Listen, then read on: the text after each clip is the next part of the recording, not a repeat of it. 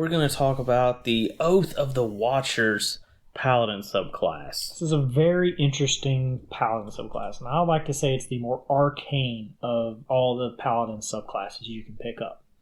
Yes, absolutely. And I mean, it's a Paladin that is, it's made an oath to protect the lands from other planar entities and things of the such. Yeah, keep outsiders out. Yep. And they have these tenets that they can that they go by. Vigilance. The threats you face are cunning, powerful, and subversive. Be ever alert to their corruption. Loyalty. Never accept gifts or favors from fiends or those who truck with them. Stay true to your order, your commands, and your duty. Discipline. You are the shield against the endless terrors that lie beyond the stars. Your blade must be forever sharp and your mind keen to survive what lies beyond. So, I mean, that's just a, very focused. Don't deal with outsiders. You're here to protect the mortal realm, and that is your duty and your job for the rest of your life. This is what you do. Never deal with outsiders. Yeah. Hello, Lord Raiden. Yeah. Well, yeah. Mortal Realm Defender. That's definitely Lord Raiden. All right. So at third level, you're going to gain a list of spells, and the spells that you get are Alarm and Detect Magic, which follows that arcane theme. Definitely different for a paladin. Mm-hmm. No paladins usually deal with this. Fifth level is going to be Moonbeam, See Invisibility. Then you're going to get Counterspell, Non-Detection. Counterspell for a paladin. Yeah, let's talk about that for just a second. Counterspell for a class that is normally bent on beating stuff up. Now it gets one of the best defensive spells in the game. Yeah, it really does. And it's truly one of those things that you would keep ready for, instead of Smite, you just keep this back. Yeah, I mean, granted, it's a half caster. At 9th level, the counterspell's not as bad as, some of the earlier levels, but at the same time, it's still clutch. It's still clutch. Yeah. So that's pretty cool. But non-detection is the other one. Order of Purity, Banishment, Hold Monster, and Scrying. And the fact that there's a paladin with Banishment and Scrying, wow. Yeah. Really dealing with information and then just getting rid of problem creatures. Oh yeah, the banishment, it fits this subclass so well. Like, some elementals, some celestials, or some fiends like demons, devils are coming in trying to affect our world. Get out of here. Yeah, this would work great in a campaign that is dealing specifically with the hordes of the abyss overrunning the mortal plane. It'd be so good. It fits in it just right. Yeah. The other things you get is the Channel Divinity. You get Watcher's Will. You can use your Channel Divinity to invest your presence of warding power, and this for a minute will give creatures equal to your charisma modifier that you choose advantage on saving throws of intelligence, wisdom, and charisma. So protecting against those pesky control spells. Yeah, the ones that as soon as people hear, they're like, oh no, someone casting Banishment on us? Is someone casting Hypnotic Pattern on us?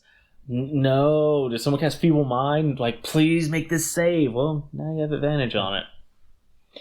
Yeah, it's a good ability, especially when you're going to deal with those type of a lich, dealing that type of stuff, or maybe illithids and the other creatures that really deal with attacking your mind and who you are. Yeah, it's a great ability. And then Abjure the Extraplanar. It's turn undead except for Aberration, Celestial, Elemental, Fae, or Fiend. Yeah, creatures not native to the plane. It turns them, except for it doesn't outright destroy them. It just makes them run away.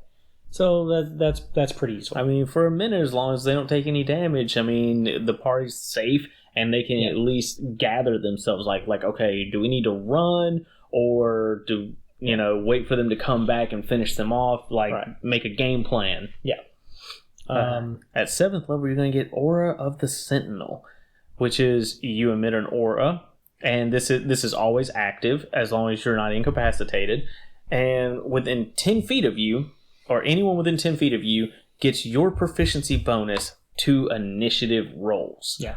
When you get to 18th level, this expands to 30 feet, which bonuses to initiative is always good. Yeah, you going first really matters. Just set up that combo of knocking something out and getting rid of it first.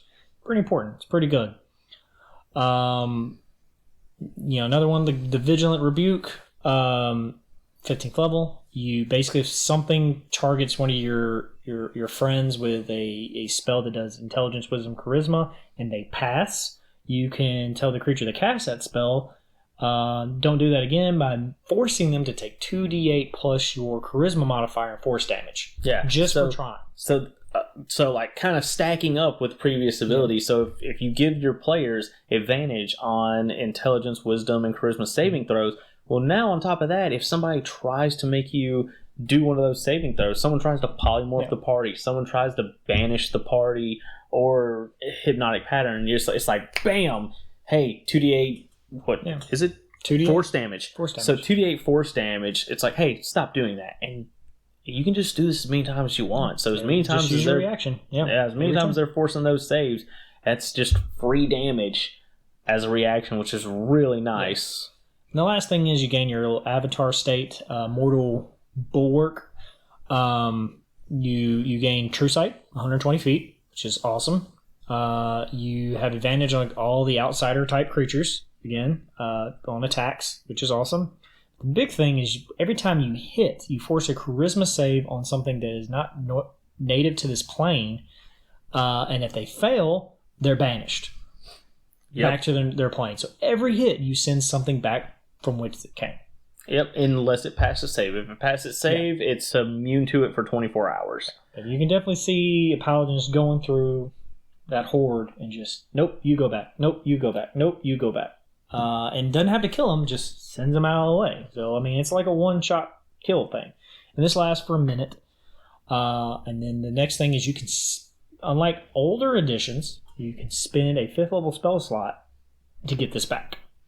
Yeah, so you can keep doing your avatar state, basically, as a 5th level spell slot. Like, that's so worth it to gain this back again. Yeah, it's really good. It's a very strong ability.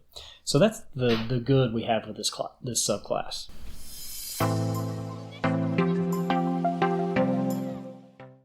So let's talk about the bad. And the bad about this class is that it's so very focused on the thing that it does. So if you're not dealing with aberrations, celestials, elementals, fae, or fiends, this subclass is going to lose a little bit of its own. Which, that's a lot for it to cover, but in many campaigns, that's not a big focus. Unless you just specifically have a campaign built on that. And this is going to put a lot of work on the DM to make sure some of these things show up for this paladin to deal with. Yeah, because the DM's going to want to that, because otherwise the player's just going to be a basic paladin, and a lot of his abilities aren't going to get used as much. But the look on the player's face when the DM throws the aberration, the celestial, the fiend in there is going to be worth it. But at the same time, it's putting work on the DM because it's like, well, now you have to create a reason why these things are here when you didn't really have any plans on it to begin with. Right. And some of the other effects, like the protection of intelligence, wisdom, charisma, I mean, that's really good. But if you're not facing also caster-style creatures that are actually going to be doing some of these effects, or maybe they're not control creatures, they're just throwing fireballs and stuff, then yet again, this paladin is not doing anything with its abilities. It's like, well, at 7th level, I'm giving you a bonus to initiative. Well, and the rogue's like, well, thank you. I'm glad you're doing that. But, you're just going to be throwing out the damage from smiting at that point. You gain the spells, which are all really good, but they are also pretty much based on dealing with those type of creatures as well. So it's like that's the main problem with this, is it's also focused. Still really good, just very focused, and requires the campaign to need this paladin. Yeah, because the oath spells that it gets, I mean, I could see alarm, detect magic, see invisibility, counterspell, non-detection, hold monster, and scrying being used for other things outside of its niche, but that's it. Well, but even with the non-detection, if you're not dealing with some creature that's actively going to be casting spells to find you, or really, but I mean, even some of these are like, okay, for instance, the counterspell and hold monster, see invisibility. Those are the ones. You'll use it all. You'll lose all the time. You'll use constantly. Those will always be good. That just to take this class, just to get access to those spells as a paladin, would be almost worth it.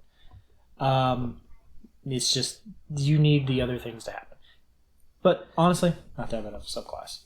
No, it's not that bad of a subclass as long as those the niches are happening. Yep. Like if you're doing the Elemental Evil campaign. Fantastic. Mm-hmm. This subclass would rock in that campaign. Also, the Descent into Avernus. Absolutely. Amazing. But probably not going to do so well in Dragon Heist. Nope. Very little use in Dragon Heist unless you're dealing with the Devil Worshippers. Yeah, and probably isn't going to have a whole lot of use in Dungeon of the Mad Mage. No. It's going to have some, just not a lot. Later on, it'll have lots of uses. Okay. There's a lot of stuff later on. The parts that we played through, it wouldn't have had a whole lot. Not the early on. Later on, for sure. But that's kind of the bad of this class, is it plays really hard into the thing it does. Yep.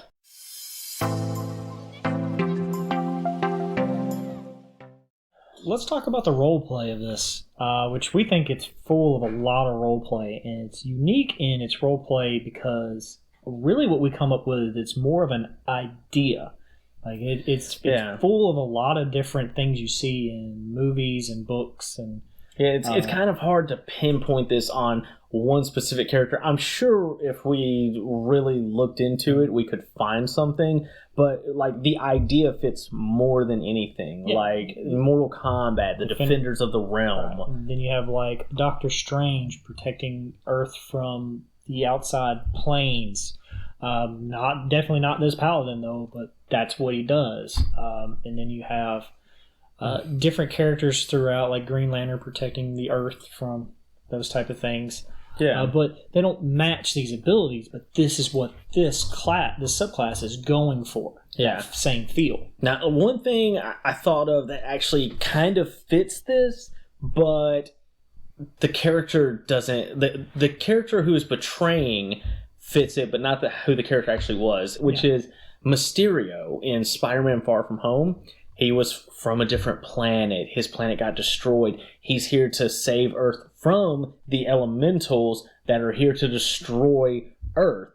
Granted, all that was fake, and he was pretending. Yeah, the irony is that a villain fits this perfect hero mold. Yeah, because what he was portraying is this. Yeah.